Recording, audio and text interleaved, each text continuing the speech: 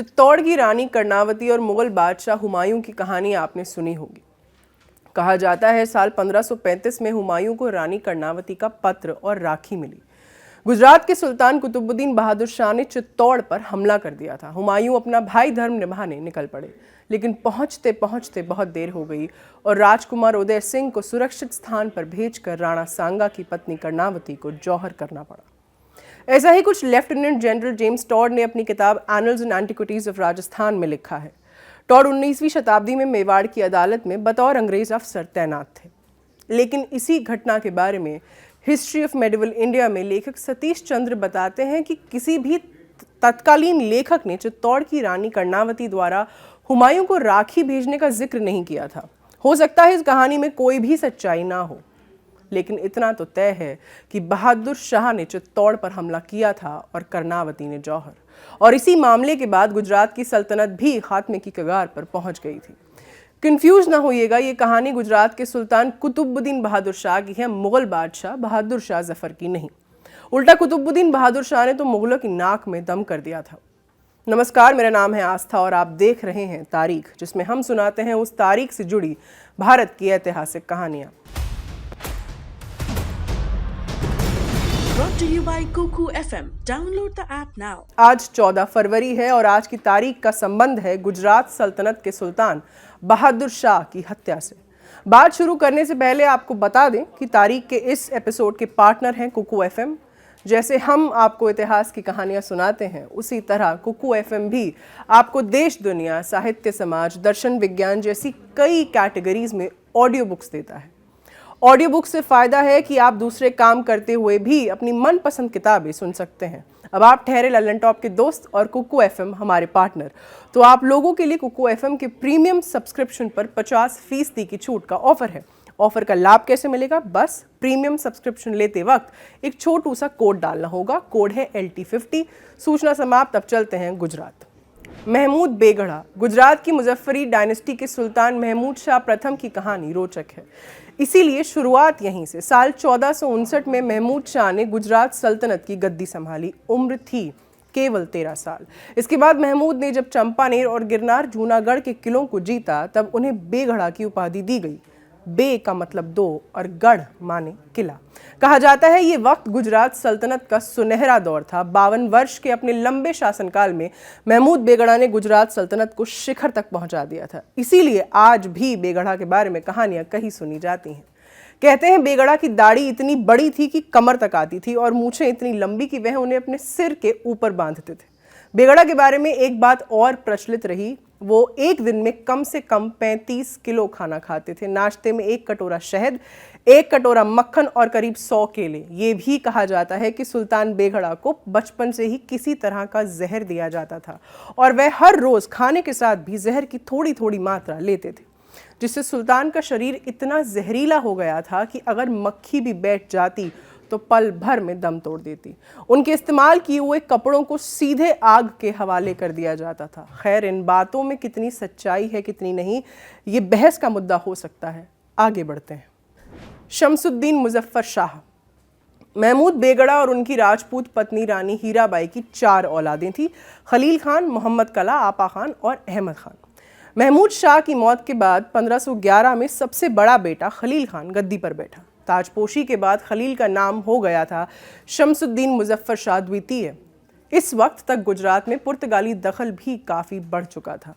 दीव की लड़ाई में पुर्तगाली मामलूकों को हरा चुके थे। बिना रोक टोक उनका व्यापार चल रहा था।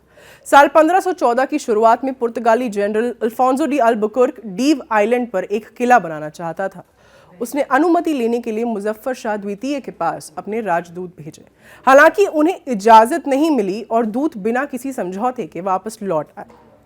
इसके बाद शमसुद्दीन मुजफ्फर शाह ने जीवित रहते हुए अपने बड़े लड़के सिकंदर शाह को वारिस घोषित कर दिया था। कुतुबुद्दीन बहादुर शाह।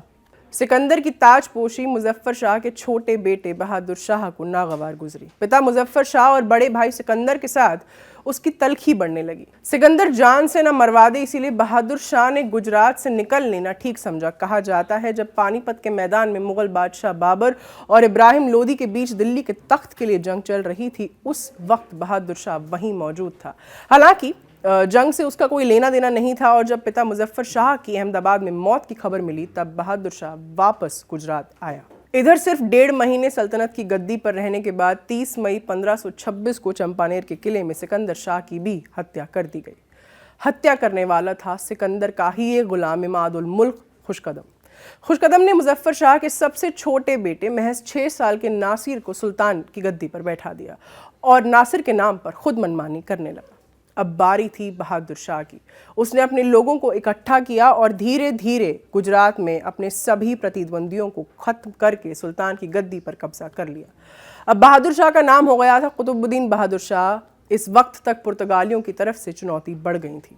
1531 में पुर्तगाली गवर्नर नीनो डी कुना ने गुजरात सल्तनत की सीमा में आने वाले दीव पर हमला बोल दिया। जवाब में बहादुर शाह ने तुर्किश नौसेना की मदद ली और पुर्तगाली सेना को बुरी हार का मुंह देखना पड़ा। पुर्तगालियों ने वापस गोवा का रुख कर लिया और मदद के बदले बहादुर शाह ने तुर्किश नौसेना के चीफ मुस्तफ़ा खां को गुजरात के तोप खाने की कमान सौंप दी। इसी तरह साल 1532 में बहादुर शाह ने सिले हदी को बंदी बनाकर राय सेना पर अधिकार जमा लिया और उसका कंट्रोल आलम खां लोदी के हाथों में सौंप दिया। आलम खां लोदी इब्राहिम लोदी का चाचा था और दिल्ली पर कब्जा करना चाहता था, जिसके चलते आलम खां की मुगल शासक हुमायूं से दुश्मनी हो गई थी। इस तरह दुश्मन का दोस्त यानी कि बहादुर शाह भी हुमायूं का दुश्मन बन गया। कहते हैं जब मार्च 1534 में बहादुर शाह ने चित्तौड़ पर हमला किया, उस वक्त हुमायूं ग्वालियर किले में ठहरा हुआ था। उसने वहां से आगरा और दिल्ली हरकारे भेजकर फौज जुटाने का आदेश दिया, लेकिन जब तक वह फौज लेकर चित्तौड़ पहुंचता देर हो चुकी थी। रानी कर्णावती महल की सभी स्त्रियों सहित जौहर कर चुकी थी। राजकुमार उदय सिंह को बूंदी किले में भेज दिया गया था। कर्णावती के जौहर की खबर से गुस्साए हुमायूं ने गुजरात पर हमला कर दिया और बहादुर शाह के सेनापति तातर खां को बुरी तरह हराया। इसके बाद मंदसौर के पास बहादुर शाह और हुमायूं का भी सामना हुआ, जिसमें बहादुर शाह की भी हार हुई और जान बचाने के लिए उसे वहां से भागना पड़ा। बहादुर शाह की हार की खबर मिली तो चित्तौड़ के राजपूत सैनिकों ने चित्तौड़ पर हमला कर दिया। बहादुर शाह के सैनिक यहां से भी खदेड़ दिए गए और राजपूतों ने राजकुमार उदय सिंह को बूंदी से लाकर महाराणा बना दिया। कहा जाता है बहादुर शाह की मेवाड़ पर शुरुआती जीत के पीछे एक तुर्किश तोपची रूमी खां का बड़ा रोल था, लेकिन बहादुर शाह ने रूमी खां को कोई तवज्जो नहीं दी और रूठा हुआ रूमी बहादुर शाह की साइड छोड़कर हुमायूं से जा मिला, जिसके चलते युद्ध जीतकर भी बहादुर शाह की हार हुई थी। कुछ इतिहासकार ये भी कहते हैं कि हुमायूं के लिए रानी कर्णावती का पत्र बहादुर शाह पर हमले की अकेली वजह नहीं थी, बल्कि बहादुर शाह ने इब्राहिम लोदी का साथ दिया था, जिसका बदला हुमायूं को लेना था। मेवाड़ की जीत के बाद हुमायूं ने अहमदाबाद सहित गुजरात सल्तनत पर भी कब्जा कर लिया था, लेकिन हुमायूं जंग लड़ते लड़ते राजधानी दिल्ली से बहुत दूर आ गया था। फौज को भी नुकसान हुआ था और पूरब से शेर शाह सूरी के हमले का भी खौफ था। इसीलिए मजबूरी में हुमायूं को दिल्ली वापस लौटना पड़ा। बहादुर शाह की हत्या।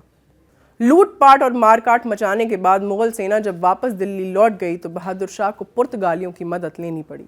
गुजरात का शासन वापस पटरी पर लाने के लिए ये काम जरूरी भी था और मजबूरी भी। बहादुर शाह पुर्तगालियों में भी सीधा मोर्चा नहीं ले सकता था, इसीलिए उसे पुर्तगालियों को किले बनाने की अनुमति देनी पड़ी, जिसके लिए कभी उसके पूर्वजों ने मना कर दिया था।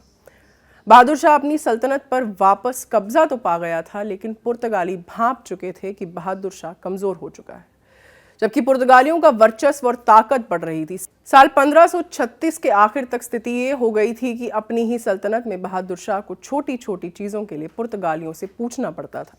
बहादुर शाह को पता था किले बनाने की अनुमति देना उसकी सबसे बड़ी भूल थी, लेकिन बगावत की हिम्मत बहादुर शाह में नहीं थी। ऐसे में उसने पुर्तगालियों के साथ संधि ही एक रास्ता नजर आया। एक जहाज पर बहादुर शाह और पुर्तगालियों की मीटिंग तय हुई। मीटिंग में कुछ मुद्दों पर बात अटकी। पुर्तगाली गुजरात के शासन में अपना पूरा दखल चाहते थे, लेकिन बहादुर शाह को यह मंजूर नहीं था।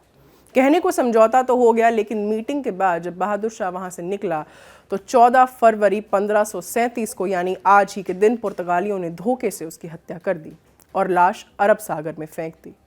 इस वक्त बहादुर शाह की उम्र 31 साल की थी। साल 1611 में लिखी गई किताब मिरात सिकंदरी के मुताबिक बहादुर की हत्या की एक वजह और थी। उसने दक्कन के राजाओं को एक पत्र लिखा था और पुर्तगालियों के खिलाफ गठबंधन की गुजारिश भी की थी, पर किसी तरह ये पत्र पुर्तगाली वॉइसरॉय के हाथ लग गया, जिसके बाद बहादुर शाह को संधि के लिए बुलाकर उसकी हत्या की साजिश रची गई। आपके लिए एपिसोड लिखा था शिवेंद्र ने। देखते रहिए द लंदन टॉप। शुक्रिया।